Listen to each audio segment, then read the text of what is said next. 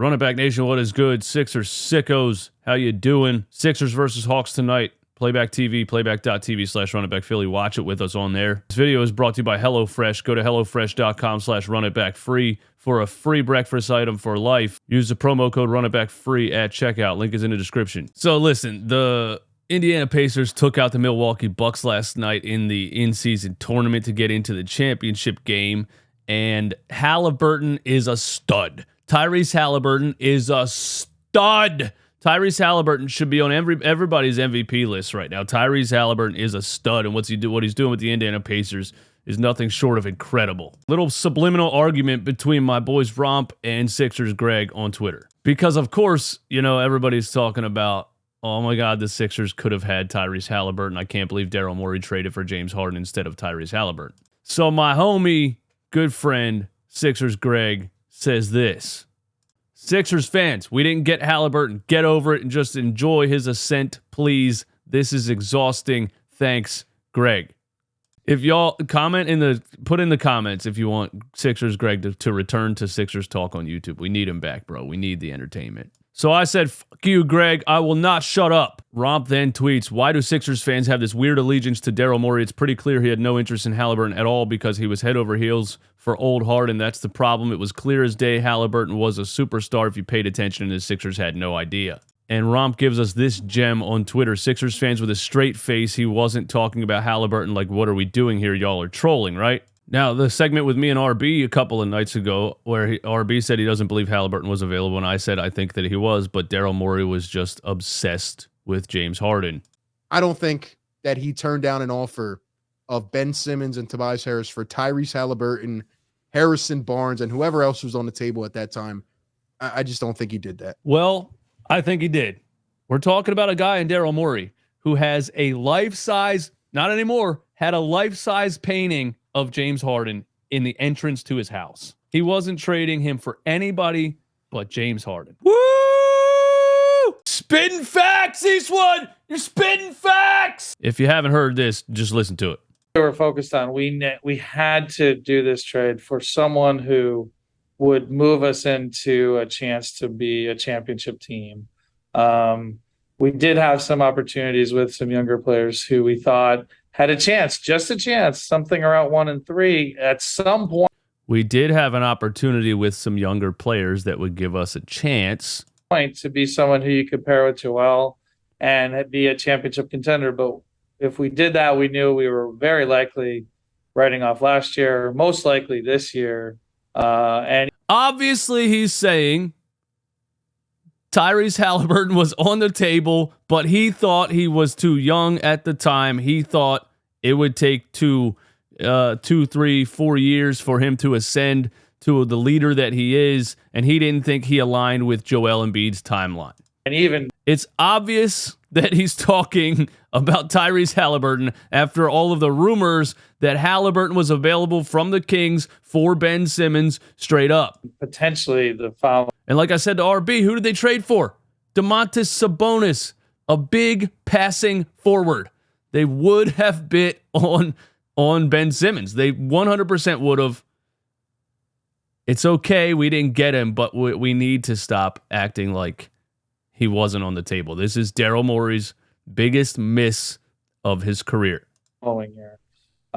We felt like it was important to give ourselves a chance last year, and we did, and it didn't work out, but we definitely had a chance last year. We felt like it was very important to have a chance this year, and we did. And so that was the big, of all the options, the one we did. He also was on 97.5 and said that Sixers fans want me to trade Ben for random role players or a bunch of random players or something like that. And I was like, is he talking about Haliburton? Does he know, what's going on here? But that's it, man. It's okay. Daryl Morey got out of the Harden situation, somehow fleeced the Clippers for a couple of first-round picks. But it's okay to admit that his obsession with James Harden is why Tyrese Haliburton is not currently on the Philadelphia 76ers. And he wholeheartedly thought James Harden at 32 years old at the time gives you a chance to win a championship. They tried it for 2 years. He was incredibly wrong about it, and he got out of the situation. But let's stop acting like Tyrese Haliburton was not on the table. If it makes you feel better to say that, it's okay. He was 100% on the table. All right? Daryl Morey's done some good things, done some great things in Philly so far. Drafting Tyrese Maxey and refusing to trade him for anything under the sun is one of the things that I love Daryl Morey for. But it's okay. He missed Tyrese Haliburton. And once again, fuck you, Greg. Come back to Sixers talk, damn it, you son of a bitch. You son of a bitch. Last night, Tyrese Haliburton hit a clutch step-back three-pointer and did the Dame time celebration on the Milwaukee Bucks. Oh! Oh! You gotta love it. You gotta love it.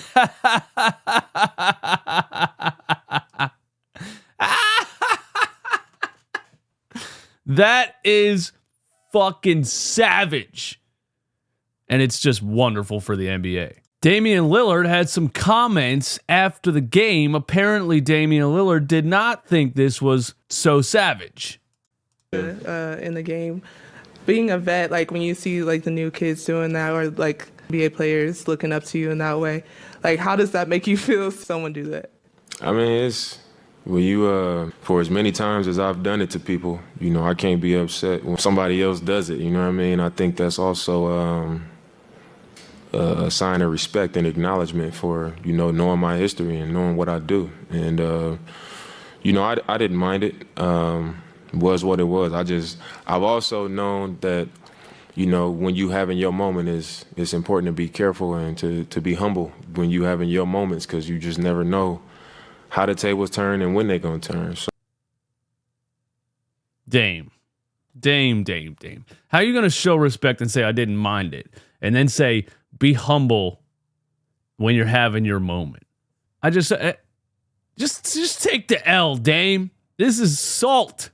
This is salt. I can taste the salt in the air, Dame. Why would you should have just, sometimes it's better to just not say anything, because this is just salt. And what do you even mean by be humble when you're having your moments? Like waving goodbye to a team when you hit a game-winning shot? I mean, you're the one that invented the Dame time celebration. That's not humble in itself. What do you mean be humble when you're having your moments? You're not making any sense. You just sound salty. I'm sorry, guys. Damian Lillard's becoming a complete fraud. The way that he handled the Portland situation and trying to force his way to Miami, running from the grind. After all that, you know, I'm not leaving. I'm winning here if I can't win here. I'm not. Then it just starts to become clear to me after that Sixers-Bucks game how much of an actual flopper this guy is.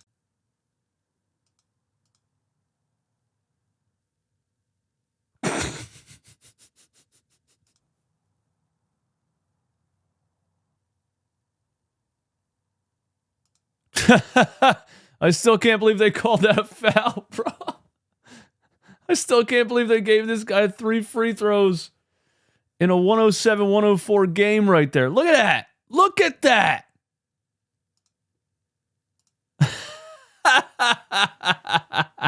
Damian Lillard's becoming the biggest fraud in the NBA. It just is what it is, man. It's sad to see. It really is sad to see. You ran from the grind, and now you're trying to flop your way to a cheap ring. And Tyrese Haliburton showed you up. Tyrese Haliburton outdid you in a game that you were supposed to win. And then he stole your celebration in your face, and you couldn't take it. That's all I got. Hit the like button. I'm out of here.